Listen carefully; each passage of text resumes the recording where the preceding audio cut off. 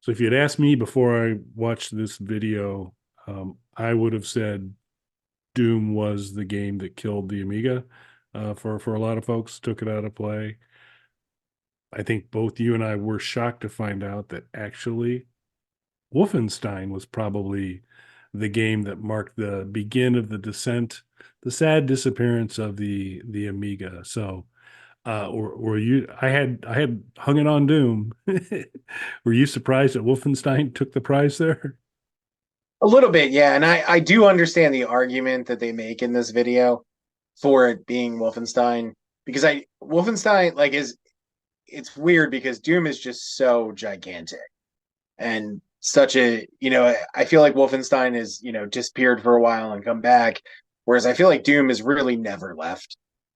The community around it, even when there wasn't new games coming out, were just constantly putting out the fan made, megawatt levels with 8 billion enemies and things like that, and the speed run communities and all that crazy stuff. So I think it eclipses how big, like as huge as Wolfenstein was. I think Doom just eclipses everything that came out. So I think it's easy to kind of forget how big Wolfenstein was because I remember that coming out and I knew that there were. So Wolfenstein 3D, for anybody who doesn't know, is the third game in the Wolfenstein franchise. I knew the other games, just like Duke Nukem 3D. I knew the other games existed, but they weren't first person shooters and they were really a different animal altogether. Um, I knew those existed. I never played them. And then I remember distinctly Wolfenstein 3D coming out and everybody getting that game and that game just being everywhere. And it was just getting bigger and bigger and bigger. And then, of course, Doom. And that's all anyone cared about once Doom was out. But Wolfenstein was a huge game. So I can see where that started because even before, like, I know everybody refers to a lot of the games that came out at that time as Doom clones now, but even before Doom hit, I remember suddenly every game publisher had a first person shooter that worked similarly to Wolfenstein, usually not as smoothly, but similar to Wolfenstein. Jesus even had one with Super Noah's Ark 3. You- Noah's Ark Old Testament wasn't Jesus, it was God. Know your video Bible. God wasn't playing. It was his kid pushing it. That's fair. That's It's fair. a I game. think of it that way. But yeah, so although I mean, even without, I mean, but basically the Amiga was king of 2D animation and 2D gameplay. So it was going to, and I always struggled. I couldn't understand as rich as the Amiga was in terms of sound and in terms of graphics, how a PC could come up with a game that the Amiga couldn't easily replicate, being Doom. And but it was that whole shift of if you're moving to kind of more true a 3D like experience versus 2D experience. That was the big difference between, and it's a combination of the horsepower of the system, but a lot of it had to do with how it handled um, how you'd code a game and how video or how images were handled. And so Commodore was kind of well on the road to being in a bad, putting themselves in a bad spot anyway. They had the Amiga 500 had been huge, very, very popular. Um, they have a strange numbering process at Commodore. They also, contemporary of the Amiga 500 was the Amiga 2000, which was basic horsepower of an Amiga 500, but you could actually have an internal hard drive, which I did, dual disk drives, which I did, and it looked more like a traditional PC case type of deal. But uh, the Amiga 1200, which to me is less than a 2000 and therefore should be inferior, I'm was no at math, but I think you're right on that. I yeah, think 1200 is less than 2000. yeah. So again, I don't get the numbering really at all. And then there's a 600 that came out at some point, which I'm not really sure where it fit, but they had really kind of bet the bank on the 1200, which came out with the AGA Advanced Graphics chipset, um, and with the ability to have an internal hard drive. So it was kind of like saying, this is the replacement for your Amiga 500. and better chipset, uh, better processing power. They moved from a 16-bit environment with the 500 and the 2000 to 32-bit with the 1200. So all those are upsides to do it. And so you were getting better resolution. It was looking sharper. It was pretty cool. I was it's kind of at the tail end for me where I was starting to run into needing some office software to work a little bit better on a system. And while Amigos did a pretty good job in being able to read IBM disks and even Macintosh disks and all that, I was still starting to go, I think I'm going to need to jump off this platform and go PC. Doom wasn't why I did it, but Doom made me glad I did it, in terms of being able to do it. But so right when I was going through that decision point, that's when the 1200 was available. And I just finally, went to the dark side after that point. But I found it fascinating. We're including a link to this video who he'll provide in a lot more detail, a lot of stuff on this.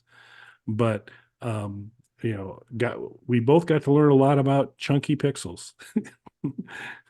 um, and that was kind of an interesting thing. Um, the chunky pixels is what gives you when you see that fine jaggedy edge Doom guy.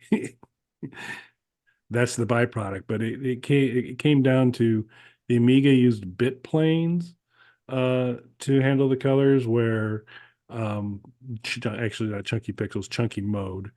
The chunky mode that was available for IBM's uh, didn't, and so it could address, you want that pixel red, boom, it's red, and you're good.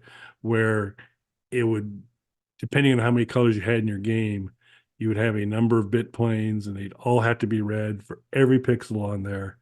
And so you're really creating all these kind of calls and things to go on a processor that's not quite as good or faster. It's just at that point unreasonable to have handle that needs to be doing it really fast for you to have any sort of frame rate, have anything painted at all. So it finally answered my question on, well, why couldn't Doom work? And it became super clear there were a lot of reasons, but a lot of it came down to this bit plane approach, and that they had taken, and they didn't really start to until they started to offer different boards for the Amiga that you could add to accelerate it, and add a video card of sorts. And eventually, some of those came with chunky mode kind of on board, but you were still, unless you had spent a lot of money to increase the speed of your system, you still weren't going to get anything close to what could happen over on the IBM side. Yeah, and like Kelly was saying, it's really all about this chunky pixel mode, because the way that those early games worked is they weren't really 3D. It was raycasted graphics, so essentially it was constantly redrawing the frame from your character's perspective. So it was redrawing every single time you moved, completely redrawing the entire screen. That's why there were so many issues with first person shooters and first person sequences on a lot of home consoles at the time, too. And Super Nintendo tried. God bless their little hearts. they they tried it. Sega fared a lot better with it, but it's because they had the processing power. So while Super Nintendo did have the wider color palette, which if it could have run the games well, they would have looked better. It just couldn't, processing wise, keep up with it. They did use Amigas to bring Doom to Super Nintendo, though, as we had covered in this before. But what they tried to do, because they ran into the same kind of issue where, because of the processing, a little bit different, not because of the pixels, but because of just the sheer processing power or lack thereof in Super Nintendo, it just couldn't redraw the image that way. So they used Super Nintendo had a built-in thing they called Mode 7, which allowed for scaling and rotation of an image. So they kind of tried to fake it by zooming in and turning the image slightly to make up for frames of animation that it couldn't keep up with. And it didn't work. Didn't work. Try and play Doom for Super Nintendo. You're going to get stuck on anything that you walk anywhere near, and certain items are rendered in single pixels. So that's That's a thing. That's how that game looks. So I do appreciate in a way that Doom didn't come out on Amiga because it would have probably looked something like that and played something like that as well. Yeah, and it was interesting. The other part on this video that I mean, so there is lurking out there an A Doom that's being worked on to eventually say, hey, there's going to be a version that'll eventually run on a mildly souped up Amiga, but it's a little late now for that. But I found it really intriguing. I had a decent handle on the Amiga catalog. Uh, once the AGA chipset came out, and my 2000 did not have the AGA chipset. Um, I tuned out a little bit of it, so I kind of missed a few of the things that came out a little bit later. But and after some initial testing, not many of them will work on an RG35XX, but actually some of them will. Breathless, which was one I wasn't familiar with, actually runs on an RG35XX. I haven't checked it on my Raspberry Pi yet or my Super Console X, but it's a pretty good first-person shooter game. All of these uh, to varying degrees take the 3DO mindset of you want frame rate? Okay, let's give you a tiny little screen and then you'll be just fine. So they are restricted screen sizes on that, but you already saw that in Alien Breed 3D. There's an Alien Breed 3D 2 that was an AGA one that looks pretty sharp that I haven't. But this game called Grind, which is, I guess, really under development right now, and it's not available yet, looks really sharp. So I'm looking forward to seeing that. But Breathless, Alien Breed 2, Alien Breed 3D 2 also looks really good. Mike and I continue to struggle to try and find a slightly more enhanced version of Gloom that takes chunky pixel mode to the furthest extent possible. But the Gloom gameplay, that's not easy to say, is pretty cool, but it is not visually appealing. Uh, I have struggled to find um, a copy of Gloom 3. I've seen YouTube videos of it, screenshots of it, which looks like one of the weirdest versions of anything I've ever seen. So anyone in the comments wants to give me a tip of where I could find a version of that, that would be super cool. But this Breathless and Genetic Species are a couple games that wasn't familiar with on the Amiga platform. If you're either emulating with the right kind of situation or you happen to have an operating Amiga with a lot of horsepower, those look like they might be good choices. And that's the other part of it too. John Carmack apparently at the time did say some disparaging things about bringing Doom to the Amiga, and maybe that's why they were a little more quiet when it came to the 3DO port, and just tried to more diplomatically stop that by setting an insanely high price tag to port it over. But somebody found a way to do that, and we have the majesty that is 3DO Doom as a result. But one of the things that he talked about is because of the way the game works, the horsepower just really isn't there. And yeah, you can upgrade your system, but you're looking at, as they explained in this video, thousands of dollars in upgrades. So a very, very small minority of people at that time would have actually been able to play a version of Doom that ran on a postage size screen at a pretty low frame rate. Yep. So, yeah, and so I just was really pleased to finally kind of get explained to me in simple enough terms that I could comprehend um, why a system that clearly had it going on in a multimedia way in a lot of ways struggled with Doom, because that was always my head scratcher. Because while Doom was an amazing breakthrough and super cool in a lot of ways, it it wasn't high def experience, and it just seemed to me it's like, oh, this should be doable. But now with the explanation of the bit planes and all that kind of stuff, I go, oh, I guess that's a problem. And the fact that because there are a lot of smart people out there that were doing different kind of Amiga stuff there. The fact that nobody could really crack the code on that for years, um, that makes it all makes sense now. It's sad, but it all makes sense.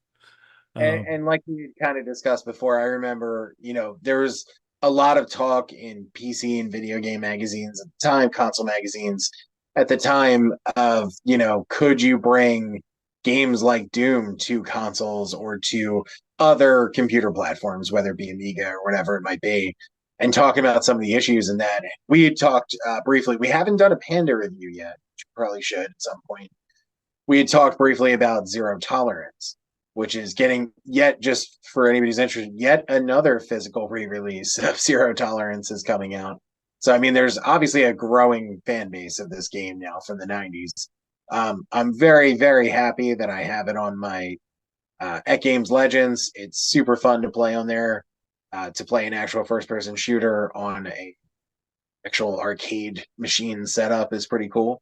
But I remember that game coming out, and I remember editorials in PC and console gaming magazines about how this wasn't real, this wasn't going to work. It was gonna, it was gonna overheat your Genesis. It was gonna destroy it. Don't buy this game. It was kind of these crazy editorials about it. But this kind of explains where that thinking was coming from. That it just isn't going to be able to do this because of the way the raycasting worked in these games. You know what doesn't have bit planes, Mike? What's that, sir? YouTube, home of the Bog Panda YouTube channel. And please like and subscribe to it. We'd greatly appreciate it. Leave a comment, give us a thumbs up, helps with the algorithm, we think. Who knows? I did learn one lesson. You include the word kill in a description. You don't get a strike, but YouTube does everything possible to not surface that video. So we recently did something where Mike found a neat little cheat on Doom, and which allowed him to rack up a lot of kills. And so I kind of explained that in the description. I went and looked, and our videos don't blow the doors out, not huge numbers of views, but this was like, this has been viewed once. What's up with that? And after doing a little bit more, I go, yeah, I'm pretty sure that's what went on. So, but you so subscribe so that when YouTube gets all messing with us on that, you can still catch, because hit that bell, you'll know when new stuff goes out. New stuff like the daily World's Shortest Podcast, Hard No, available for free with your free subscription. And also check out our merch store. There's a few interesting t-shirts out there. And some, as I've mentioned on a previous show, that aren't going to be out there.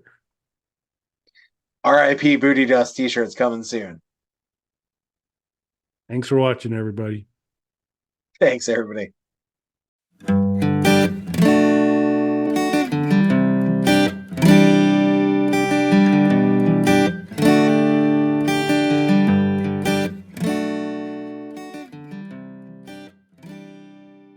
Bog Panda.